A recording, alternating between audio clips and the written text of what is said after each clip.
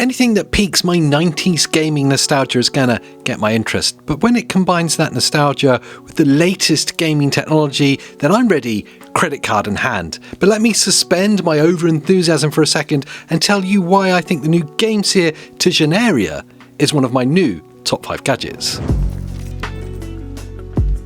Seasoned gamers will know GameSir by now, a brand well known for producing some of the very best value budget controllers on the market. Those that don't just need to know that GameSir produce some of the very best value third-party controllers that cram so much technology in them, the value almost seems too good to be true. And the same is true again today as we look at GameSir's latest £20 controller, the GameSir Tegenaria,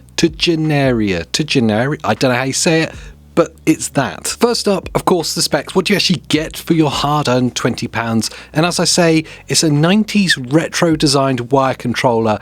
In fact, it's not a stretch to say this has been more than a little inspired by the PlayStation DualShock that we saw way back for the PS1. The symmetrical joysticks will be a huge win for anyone that prefers the PlayStation format over the Xbox style that we tend to see on most multi-platform controllers these days.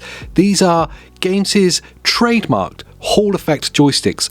And for those of you who don't know what Hall effect is, it doesn't really matter. All it means is that the technology inside is going to stop these sticks developing stick drift, the kind of stick drift that we saw that destroyed so many Nintendo Switch Joy-Cons in the last generation. In fact, most first-party manufacturers are guilty of using potentiometer joysticks which tend to develop stick drift. The analog triggers, face buttons and bumpers are all membrane buttons here, so no clear key mechanical switches, but they are fast actuating with this controller's 1000 Hz polling rate, making it super fast and super responsive.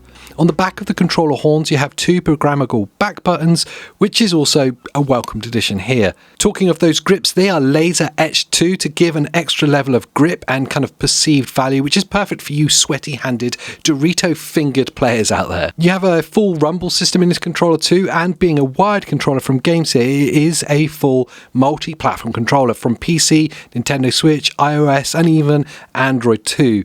That wired connection adds to this controller's biggest win, and that's its ultra-fast 1000 Hz polling rate, which is not easily as possible in wireless Bluetooth controllers, hence this being a wired controller. So getting into using it and is a genuine joy to use. In fact, if I didn't tell you this was £20, it'd be very hard to know.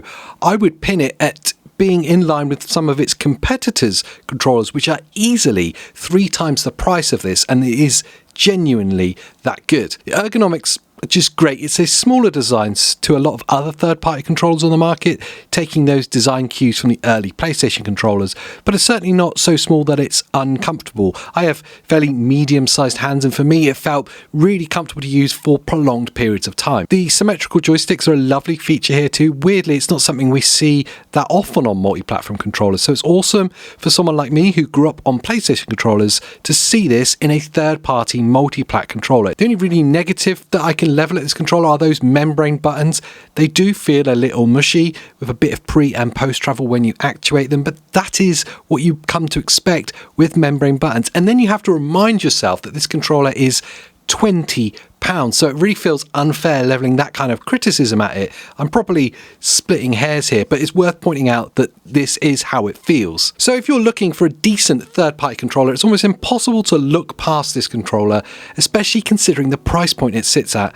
And if you like that symmetrical joystick layout and that really cool 90s kind of PS1 aesthetic, then this is a no-brainer of an option. But is it one of our new top 5 gadgets? I'll let you guys decide down in the comments down below. And whilst you're down there, make sure you like this video, subscribe for more top 5 gadgets, and I'll see you in the next one.